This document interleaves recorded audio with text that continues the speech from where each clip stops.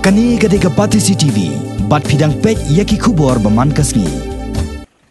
Konrad kongkal sangma ubolong Myntri Rangbah jong ke Jylla minta kasni palai arpen riu terik uyayong arah jarkat pra. Ulah Hiar Jurip ya ke Shillong International Center for Performing Arts and Culture kabalatai hamau kasyang New Shillong Township haringkat ke jingsen ranlang jong uba AL ubolong Myntri ketnat barikor bat lariti ke sorga Jylla kakong mat seudor war kabolong ke director jong ketnat barikor bat lariti bat deputy commissioner ke East Khas Hills District uba PS Dakar nalor kiwe-kiwe. Myntri Rangbah ulah sakhiru ya ke jingtai ya ke jakai lekai theater ke bahe tam ha ke Jylla kabarang pentre syat daka Naga Suna Construction Company kabana Hyderabad jong ke Jylla Telangana. Kajing le Jurip jong Myntri Rangbah mentang singi kalong ban pentikina ba kajing pentre kene jakai lekai kadai ban pendep no hapok kapor belabu. Ya kene ke projek belabu maunong rem ha ka arpulai terik uyayong arhajar khatsan ondala pendep kanlong ke International Convention Center. Hakabawan island ban pelong ki program peniriti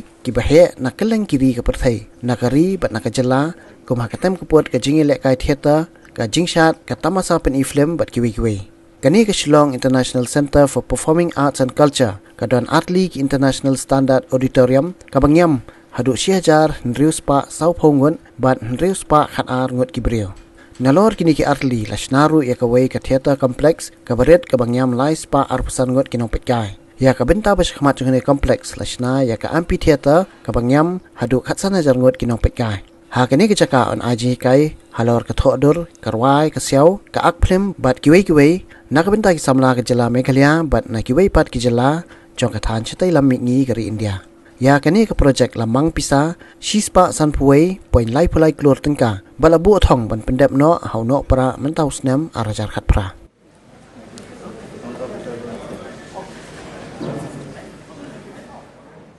No, our purpose of visiting here along with the Honourable Minister, Art and Culture and the local MLA out here as well as the Chairman and the implementing agency and the directors. Our purpose was to basically see the current status of this project and to really come to understand if there are any constraints or any challenges that we are facing and how we could move forward to ensure that this project is completed as soon as possible. So that was the main purpose. This is a very important, prestigious project for the state, and